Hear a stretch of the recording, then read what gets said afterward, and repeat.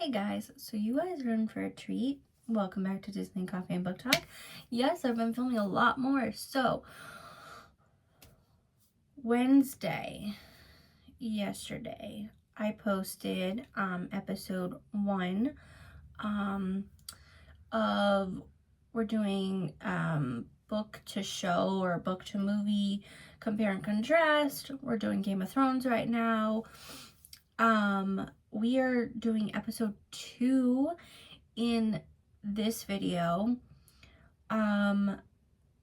So I said yesterday, I'm filming this on Thursday, posting this probably Saturday. So yes, I know I'm filming a little bit ahead.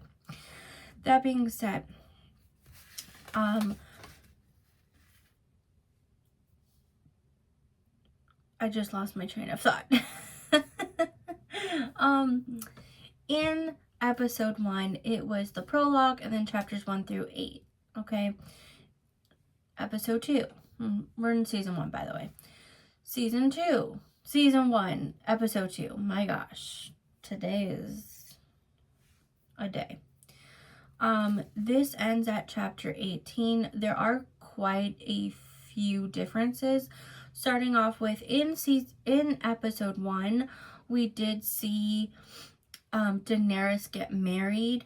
In the book, it's a little bit later, so yes, they did kind of switch things up. And I did want to make that note. We see her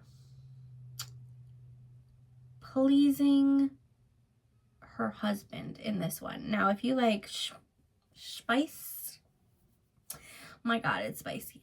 Anyway, love that. Now, I will also say in the book, okay, I'm trying to make the stark differences. In the book, it was like one of the nights, Daenerys had a dream, right? So in this dream, she had upset her brother Varys, and you know, in my last video, I was like, well, he keeps saying like, don't wake the dragon, and I'm like, what the hell does that mean? Like, where is this going? So as it turns out, it does get answered. Waking the dragon is referring to physical abuse. So anyway, in her dream, she woke the dragon, right? But she dreamed that a dragon was born of fire. Now, she did get the 3 dragon eggs as part of her wedding gifts. Everyone's thinking it's stone, including her, because like dragons haven't been around for a while, right? So this is really good for foreshadowing for the future. We also have Bronn in the book again. Bronn also has a dream. Now, during this episode on the TV, right? You know, in Game of Thrones, I'm streaming through HBO, but whatever. In this episode, Bronn is still in a coma, but in the book, he hasn't quite woken, but we do see his dream, and that's really important. That's where it ends, where he has this dream, which is a warning by the Three-Eyed Crow, who allows him to see past, present, and future. This crow is telling him, you're going to fly. If you don't fly, you're going to fall and die, right? But this is a dream. You know it's a dream, but this is a warning. And in this dream, or really he's seeing what's actually happening, past, present, and future, Bronn sees that there are White Walkers. Okay, this is a huge warning. Now, again, we are on chapter 18 in the actual book, and he does wake up. This is where the episode ends in terms of HBO. But we haven't really talked about it, right? He wakes up with Summer Summer is who he's gonna name his wolf. That's really important to know. The wolves are very protective. We also see that Lady gets Sansa's direwolf because Arya's wolf Nymeria attacked the Prince Joffrey, and we already know that we don't like Joffrey. Okay, he already has this entitlement about him, like, without knowing how bad he's gonna be, he just has this smugness about him that just, I am not a violent person, but he has that smugness that you just want someone to bam him. Okay, I know he's a child, but I'm just saying. But I also think that he gets that from his mother, Cersei. We also have to remember, if you haven't watched the show, or you don't know, read the books before, I mean, it's been out for a while. It's been out for 15 plus years, so I feel like I'm not giving too much away. Joffrey is not actually King Robert's child. So in episode 1, we see that Cersei and Jaime Lannister, aka her twin brother, are having incest. Well, as it turns out, some of the children are very much, yeah. Now, incest is not new to the book. We also see this as Daenerys talked about in episode 1, or, well, in the chapters 1 through 8, regarding the Targaryens. So she was expecting to marry her brother Daenerys. That being said, we're gonna get to another question that I had back in episode 1, right? We find out that Rhaegar and Lyanna, Rhaegar Targaryen, who is the older brother to Daenerys and Daenerys, had a relationship with Lyanna Stark. Lyanna Stark and, Robert Baratheon, who's the king, was in love with her. As it turns out, Jon Snow is their child. And I did talk about it in the last video, that why didn't Eddard, aka Ned, tell his wife the truth? And also, why didn't he tell the king, right? So now there are some things. My question would be, if it were you and you found out that the love of your life has a child with someone else, but you're so in love with this person, would you have accepted their child? I think yes. You know, I don't blame the child. It's not the child's fault. They could have definitely passed Jon Snow off as Lyanna and Robert's child. I just question things on that front. However, it does come up that Robert knew Rhaegar and Lyanna had a relationship, right? He didn't know that they had a kid. However, when he and Ned learn of Daenerys marrying the Dothraki king, right? Robert's reaction was, well, she's now married, she can now have children, and she's gonna come try to get the throne, right? So he's already worried. And Ned's like, she's just a child. Like, you're so concerned about a child. You know, to me, again, I'm thinking like reality here. I understand Robert's point of view, because look at the way that they treated the Targaryens. They slaughtered them, right?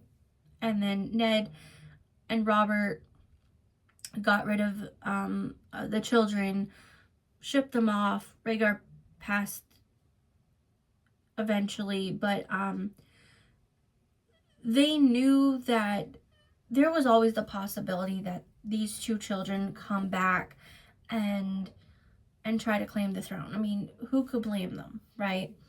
But at the same time, they're children. And this is, I feel like, an ongoing theme as of right now, right? We have, in episode 1, we have Cersei and Jaime trying to kill Bronn because he finds out they're having incest. In this episode, we see how Joffrey treats the butcher's boy, and also in the book, they end up unaliving him. I think that comes into episode 3 in the show, but the way that the children are treated, we have, again, the children are a lot younger in the book, but we have Sansa and Arya and how they're treated, especially by the queen and everyone. We also have talks, the bigotry. Okay, yes, we're coming in here. But Tyrion, who is the dwarf, he is Cersei and Jaime's younger brother. Throughout this, when Cersei, when the king and stuff were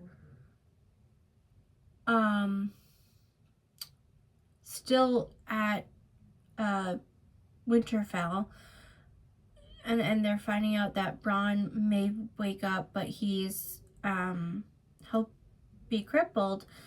Jaime Lannister's like, well, I would rather be dead.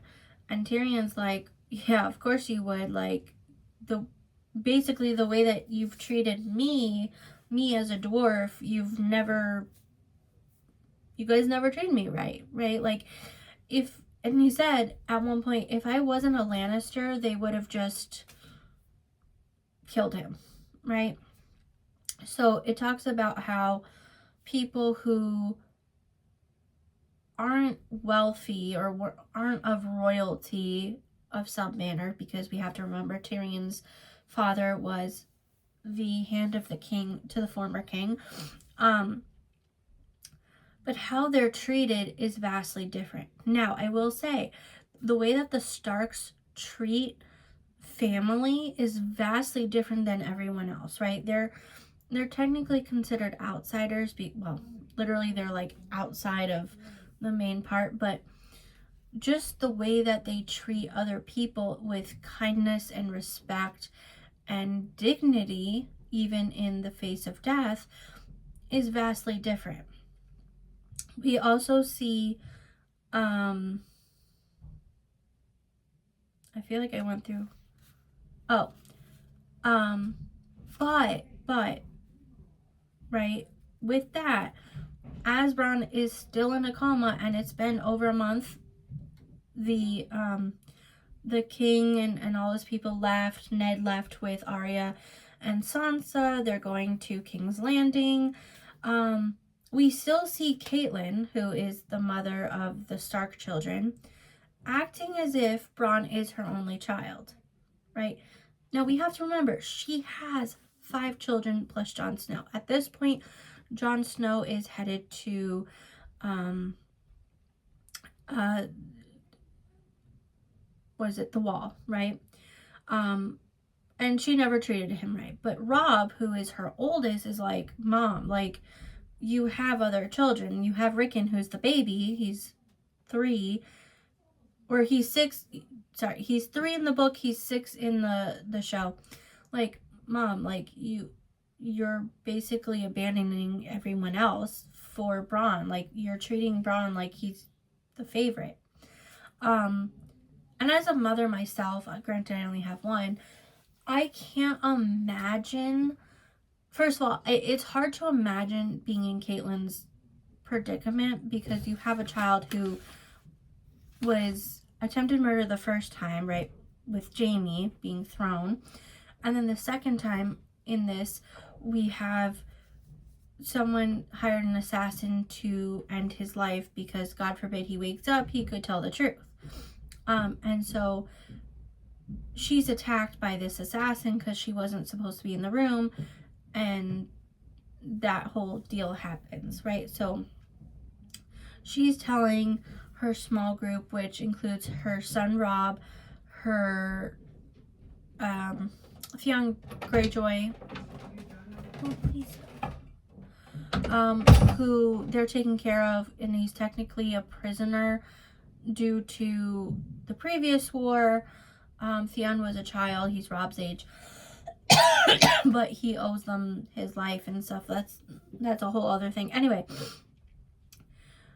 she's like, well, I have to go to King's Landing to find out who hired this assassin, and I really do think it's the Lannisters, but she has to have physical proof, and Robb has to stay at Winterfell because we need a Stark to run Winterfell.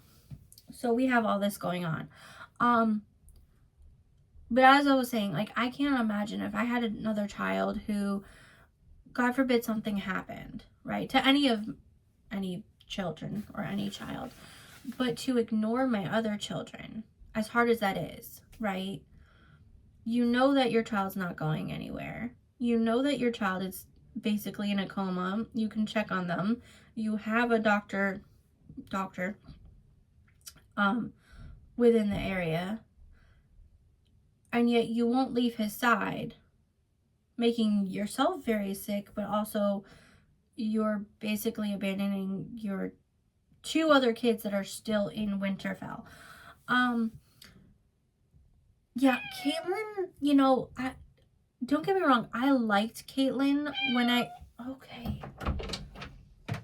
I first watched this, and I'm gonna say this came out before I was even pregnant with my son, so while I can understand from, like, what would I have done, right, perspective, I feel like it's a whole different ballgame when you're an actual parent or guardian to a child. And the more that I think about it, especially the more that I know about adoption, again, not related to adoption, but we're talking about trauma, maternal separation, they are kind of going through it, even though she's physically there, she's not mentally and emotionally there for them. I'd be pretty upset too. You know, first of all, you're delegating your 6-year-old, again in the show, 3 in the book, to a 14-year-old, at least in the book. I think he was like 17 in the show.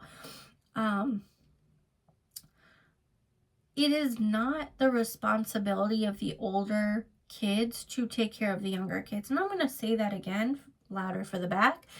It is not the responsibility of the older kids to take care of the younger ones.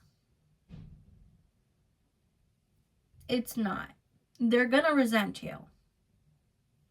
For good reason. So anyway, she finally, again, Bronn has not woken at this point. She said she has to be the one to go to King's Landing to find the information. She's going to take a different route than what Ned, Arya, Sansa, and the King's group are taking, and hopefully she'll get there faster, and then she can learn, you know, some information. And I will say, I do feel like Tyrion, like, knows something. He kind of, like, knew things before he left for the Wall, because he just wants to see it. But there were little hints prior, both in the book and in the show, that you can kind of just tell that Jaime Lannister and his twin sister Cersei are having inappropriate relations, right? The way that they're eyeing each other, the whispers, there's just a bunch of things. Now, I will say, in my last point, in the book, we have Tyrion having borrowed a book about dragons, believe it or not, from Winterfell, and he's reading it while on the way to the Wall. And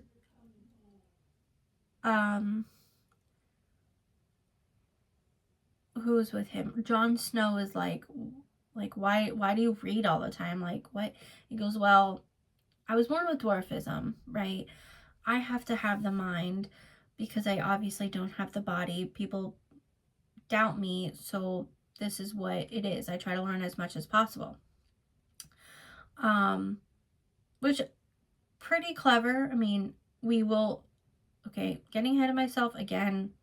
The show's been out, the beginning of the show has been out for 15 years. We do eventually see Tyrion being more than just smart, right? Street knowledge, book knowledge, okay? He is actually a very formidable character. Someone that, as annoying as he gets at times, he is very protective.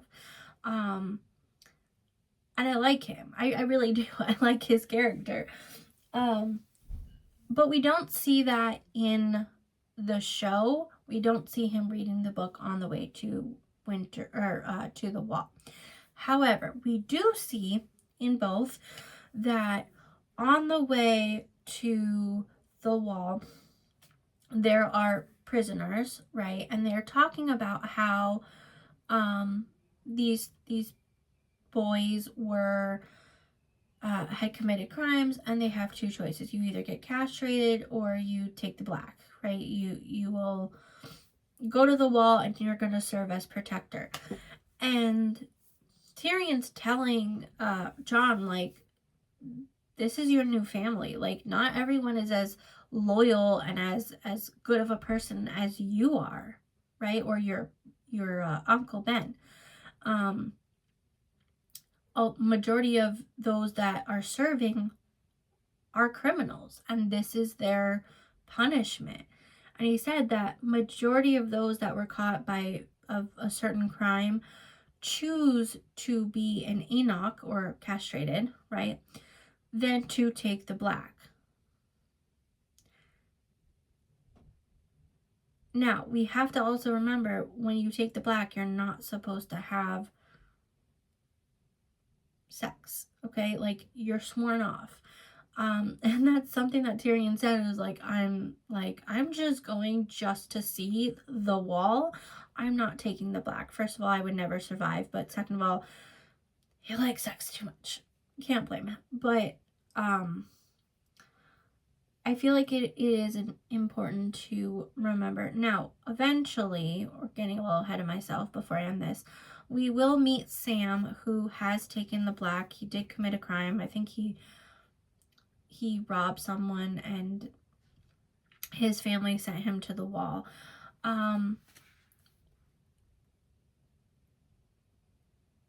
I do like Sam, and I cannot wait to show more of that. That being said, this is the end of episode 2. I will be back, who knows when, for episode 3. I'm trying to like figure out not just my filming schedule, but when I'm posting as well. So that'll come, and I hope you guys enjoyed this video. All right, bye.